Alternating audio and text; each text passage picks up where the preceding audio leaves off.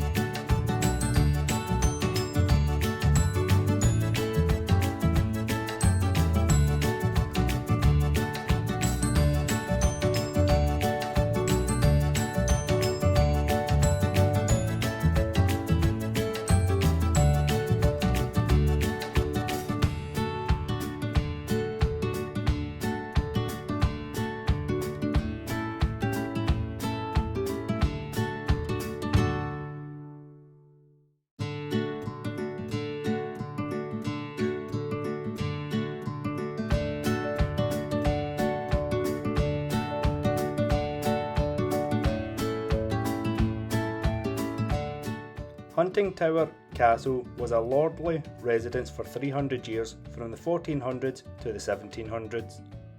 The castle is linked to both the Ruthvens, later the Earls of Gowrie, and the Murrays, Earls of Tullibardine and later the Dukes of Atholl.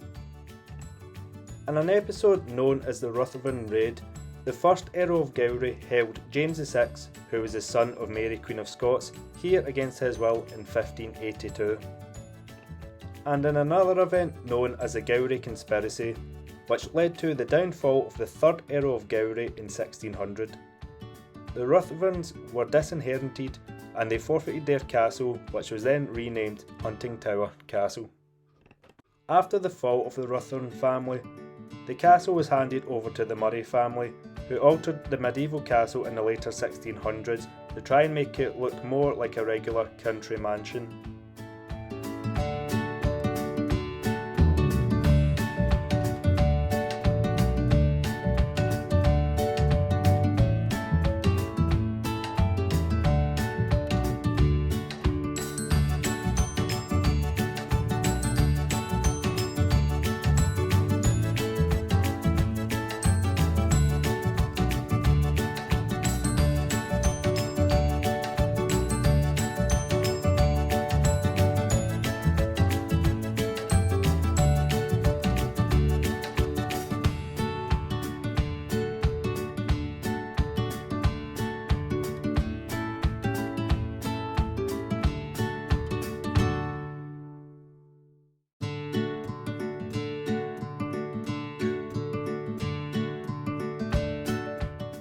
The castle and its grounds is also home to many wildlife, which include long-eared bats, natterer's bats, barn owls, roe deer, rabbits, pheasants and hedgehogs. As well as the wildlife at the castle, there has been some notable visitors throughout the years. Most famously was Mary Queen of Scots when she stayed here in 1565 while on honeymoon with her husband Lord Darnley. whom we spoke about in our previous video at Crookston Castle, which we will put in the description below.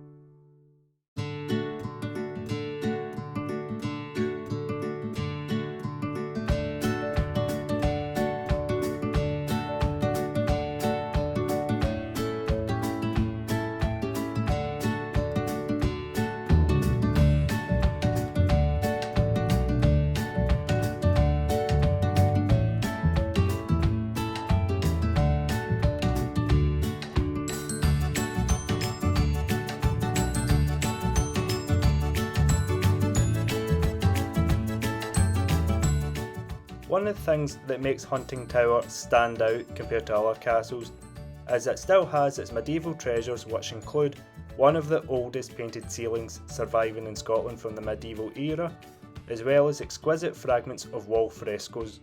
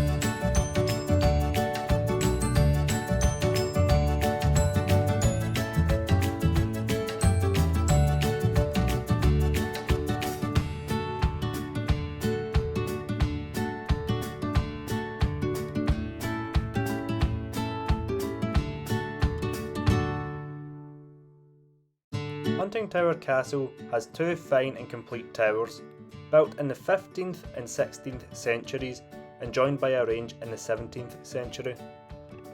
Before the range that was built in the 17th century, the two tower houses were not connected, and this is where the story of the Maiden's Leap comes to life. The story goes that there was a girl called Dorothea who lived here at the castle. She was in love with a young man called John, who was a trader's son. However, her parents, the lord and lady of the castle, didn't think John was good enough for Dorothea. Because of this, they did not want her to marry him, but to keep their daughter happy, they allowed him to visit her and stay at the castle, and he slept in the West Tower while Dorothea slept in the East Tower. On one such night, Dorothea wanted to go and see John in the West Tower. When she thought everybody was asleep, she quietly went down the spiral stairs of her tower, crossed over to the other tower and went up the spiral stairs to John's room. But as she got to John's room, she suddenly heard footsteps in the stairs below her, and it was her mother's voice shouting, "Dorothea, is that you?" Dorothea panicked as she knew she would get in trouble. What could she do? She couldn't hide under the bed or behind the curtains. The only option was to go further up the stairs to the top of the castle to its battlements. So Dorothea found herself in the dead of night standing on the tallest part of the tower. She looked at the gap between the two towers. The only way back to her tower, to her own room, was to jump. She gathered all her strength and took a deep breath and took a mighty leap and somehow made it all the way across from one tower to the other. By the time her mother had gone back down the stairs of the West Tower and all the way back up to Dorothea's room in the East Tower, Dorothea was fast asleep in her own bed. The next day, Dorothea ran away with John to get married, and they lived happily ever after. And to this day, the space between the two towers is called the Maiden's Leap. And it is said that the leap would have been 2.8 metres from one tower to the next.